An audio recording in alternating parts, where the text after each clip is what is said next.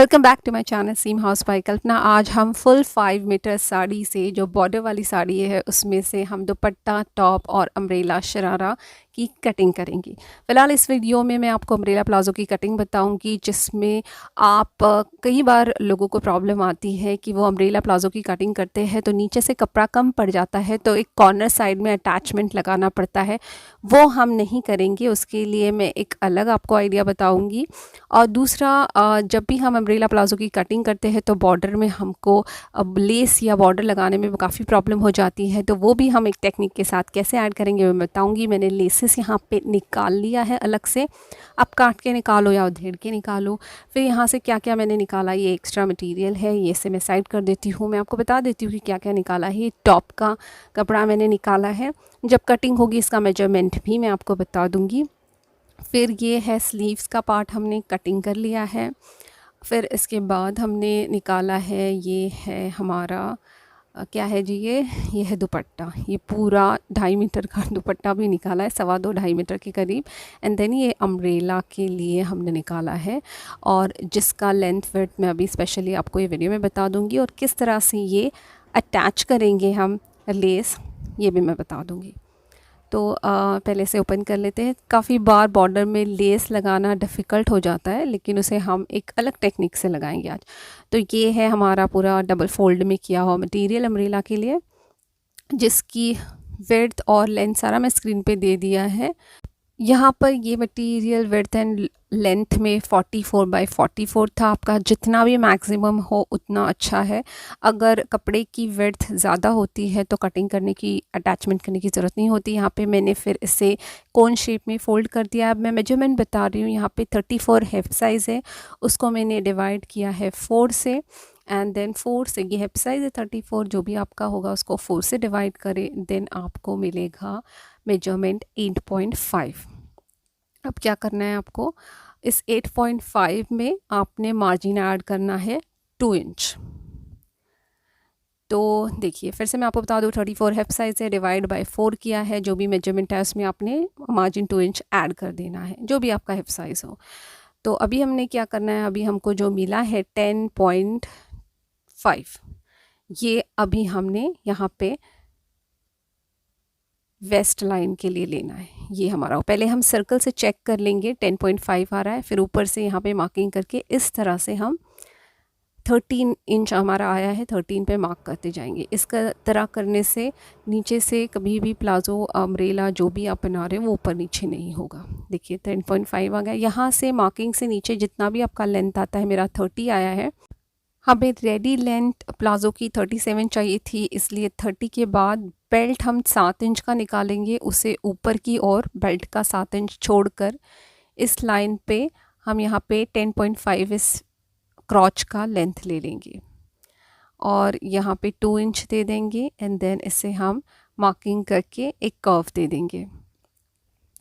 तो हमने ऊपर से 7 इंच छोड़ा है। अब यहाँ से ऊपर से हमने टोटल जितना भी लेंथ है उसकी मार्किंग कर लेंगे। ऊपर कॉर्नर में आपको पट्टी सीधी रख कर ये राउंड पे मार्किंग करनी है, और इस तरह से मार्किंग करके अब हम इसे कटिंग कर देंगे। तो हमारा जो नॉर्मली जो प्रॉब्लम आता है अम्ब्रेला प्लाज़ो कटिंग करते वक्त, हमें नीचे कपड़ा कम पड़ता है तो जॉइंट टॉप लगा लेते हो, लेकिन पहनने के बाद वो जॉइंट एक लाइन दिख कर आती है और अटैच दिखता है, तो प्रोफेशनल भी नहीं लगता, और गौर से देखिए तो फिर वो अजीब सा लगता है। तो हमने क्या करना है, जो भी हमारी अटैचमेंट है हमने बेल्ट की ओर उसे बढ़ाकर डाल दी है, ताकि जो भी पार्ट रहेगा जॉइंट का वो अंदर की ओर जाएगा और वो अच्छा भी दिखेगा। तो अब ये नीचे का जो पार्ट बचा था हमने उसी को बेल्ट निकाल लेना है। तो यहाँ पे हमने 7 इंच और मार्जिन 8 इंच देकर हमने यहाँ पे बेल्ट कटिंग कर ली है। तो उसी हमने कटिंग के कपड़े से यहाँ पे बेल्ट का, ये डबल फोल्ड में है, तो जितना भी वेस्ट है आपका लेंथ हमारा 10.5 21 जा रहा है। तो ऐसे दो पार्ट्स में हम 21 के लेंथ में एंड विड्थ में 8 इंच का निकाला है। अगेन एक 2 इंच की पट्टी हमने निकाली ऊपर इलास्टिक ऐड करने के लिए, जो हमने इस तरह से फिर हमने ऐड स्टिचिंग कर लेनी है। ये लाइनिंग का कपड़ा है। अगर आपका कपड़ा ऊपर का पतला है या आपको लाइनिंग अटैच करनी है तो हमने लाइनिंग भी सेम इसी तरह से कटिंग करनी है। अगर आपको फुल स्टिच लाइनिंग चाहिए है तो सेम उसी तरह से जिस तरह से मेन फैब्रिक का हमने मेजरमेंट लिया था कट करेंगे। ओनली आपको लेंथ मेन फैब्रिक से 3 इंच कम रखनी है। तो यहाँ पे हमने 24 इंच लिया है, 24 टू 25 इंच हमारा आया है। तो आपको 3 से 4 इंच कम रखना है और बाकी वेस्ट एंड आपका ये क्रॉच वगैरह सारा कुछ सेम ही रहेगा जैसे मेन फैब्रिक का था। तो हमने इसे भी मार्किंग कर ली है और हम इसे भी अब कट कर देंगे। तो ये रेडी है हमारे अंदर के कपड़ा, अस्तर या लाइनिंग के कपड़ा रेडी। अगेन सेम नीचे के कपड़े से हम इसे भी उसी तरह से उतना ही मेजरमेंट से बेल्ट निकालेंगे। तो ये देखिए हमने स्टिच कर लिया है इस तरह से और ये है लाइनिंग का कपड़ा। तो लाइनिंग और हमारे जो अस्तर और हमारा जो मेन फैब्रिक है हम इसे स्क्वायर तरीके से स्टिच कर लेंगे, एक पार्ट छोड़ देंगे। स्टिच हम इसलिए कर रहे हैं ताकि हम जब इसे फोल्ड करेंगे तो स्टिचिंग वाला पार्ट सारा अंदर चला जाएगा और ऊपर आपको फिनिशिंग के साथ मटेरियल दिखेगा, कोई अटैचमेंट वाली सिलाई नहीं दिखेगी। तो आप ना चाहो तो आप डायरेक्ट भी लगा सकते हो। मैंने इसे पलट दिया है ताकि जब आप अटैच करोगे तो आपको पीकू या कुछ इंटरलॉक करने की ज़रूरत नहीं पड़ेगी। ये देखिए हमारी हो गई, एक साइड का ओपन है। अब हम इसे पलट देते हैं और पलटने के बाद हम प्रेस कर लेंगे। इसी तरह से दोनों पट्टियाँ हम रेडी करेंगे, दोनों बेल्ट्स रेडी करेंगे। अब ये मेन फैब्रिक है जिसकी अस्तर है और ये मेन फैब्रिक है। अब ये जो बॉटम हमने स्टिच कटिंग किया था इसको हम वेस्ट लाइन से यहाँ से पूरा स्टिच कर लेंगे। वो इसलिए क्योंकि इसे भी हम पलट कर अंदर की ओर इसकी सिलाई जाए, इसलिए एकदम कॉर्नर से आपको एक फॉर्मेलिटी की कच्ची सिलाई डाल देनी है। तो इस तरह से हमने दोनों वेस्ट लाइन को जोड़ दिया है, अस्तर और मेन फैब्रिक को, और हम इसे पलट देंगे और पलट के भी हम इसे इस तरह से रेडी हो जाएगा। और ये जो हमारा लाइनिंग का कपड़ा है बॉटम में, आप इसे पीकू कर लो या आप इसे नॉर्मल इस तरह से फोल्ड करके भी स्टिच कर सकते हो अंडर की तरफ। तो मैं यहाँ पे पीकू कर रही हूँ क्योंकि मेरी मशीन अलाउड करती है पीकू करने के लिए। तो हम इस तरह से बहुत आसानी से इसे फटाफट से नीचे पीकू कर देते हैं। तो पीकू करने के बाद ये कुछ इस तरह से दिखेगा। आप चाहो तो नॉर्मल सिलाई भी फोल्ड करके कर सकते हो। ठीक है जी, ये रेडी हो गया। अभी ये मेन फैब्रिक है हमारा। ये मेन फैब्रिक को के ऊपर हमें अभी मेन जो बॉर्डर लगाना है। सीधी बॉर्डर सर्कुलर प्लाज़ो पे या अम्ब्रेला पे लगाना बहुत डिफ़िकल्ट होता है। तो हमने एक इसमें ट्रिक यूज़ करनी है। तो मैंने एक 9 इंच पे इसे इस तरह से डार्ट लगा दिया है। इस तरह से कॉर्नर से हमने इस तरह से स्टिच करना है ताकि जब ये पट्टी कर्व शेप में, राउंड शेप में आ जाए और जब लगेगी तो किसी तरह की भी झोल ना आए। तो मैं आपको बता देती हूँ, इस तरह से पहले लॉक से स्टार्ट करें और लॉक पे ही एंड करें।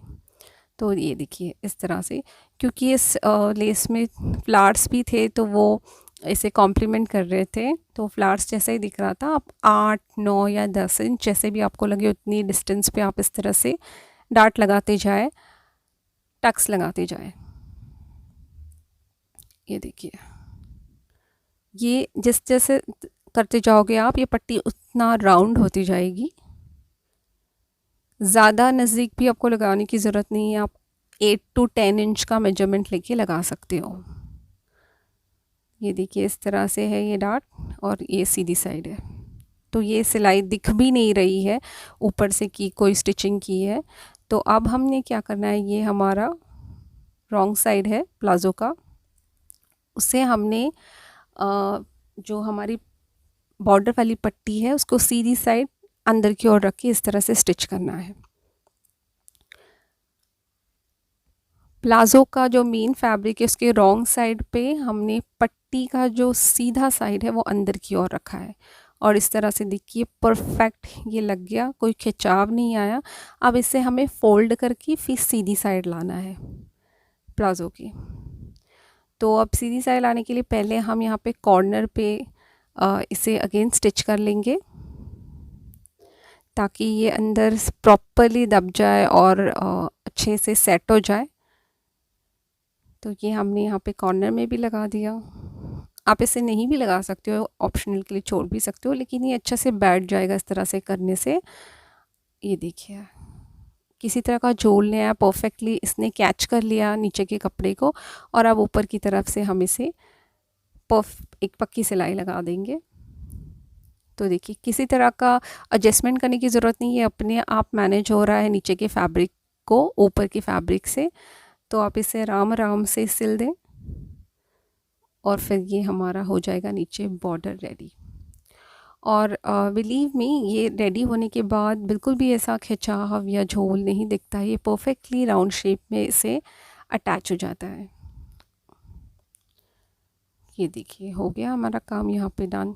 इसी तरह से दोनों प्लाज़ो के पाँव को हमें करना है। ये एक साइड का प्लाज़ो का पैर है, पार्ट है, और देखिए ये रेडी हो गया, लग गया आराम से। अब इसी तरह से दूसरे वाले को भी हमने लगाना है। ये रॉन्ग साइड में देखिए, तो हमने यहाँ पे बेल्ट को अटैच करना है।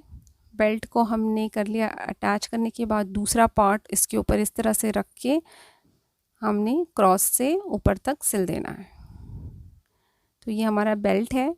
अब बेल्ट को हमने क्या किया है, ये जो खुला हुआ साइड था उसे भी हमने बंद कर दिया, और हमारा बेल्ट में हमने जितना भी लगाना है, हमने इसे फोल्ड नहीं किया। अगर आप चाहो तो फोल्ड भी कर सकते हो आपके लेंथ के हिसाब से। हमने इसे ऊपर 1.5 इंच के ही मार्क पे स्टिच कर दिया, ताकि अंदर से ये खुला है, 2 पार्ट है, तो ऊपर से स्टिचिंग करने से 1.5 इंच का हमें पट्टी ओपन मिल जाएगा, जिसके अंदर हम इलास्टिक डालेंगे। इलास्टिक का मेजरमेंट वगैरह मैं आपको स्क्रीन पे दे रही हूँ, वो आप देख लें। आप आपके हिप के या वेस्ट के हिसाब से ले सकते हो। तो जितना भी आपका वेस्ट है उसमें आपने 6 इंच कम करना है। तो ये 2 पार्ट्स में है। ये पहली बेल्ट में आधा इलास्टिक जाएगा और दूसरी बेल्ट में आधा जाएगा। तो इस तरह से मैंने डाल दिया बेल्ट। तो इस तरह से लगाने से बहुत फटाफट भी लग जाता है और बहुत फिनिशिंग के साथ भी लग जाती है। तो एक बीच में से और सिलाई हमने खींच के ले ली है। तो ये परफेक्ट बेल्ट हमारा रेडी हो गया है। इसी तरह से दूसरा वाला भी बेल्ट का हमने रेडी करना है। ये एक पार्ट है,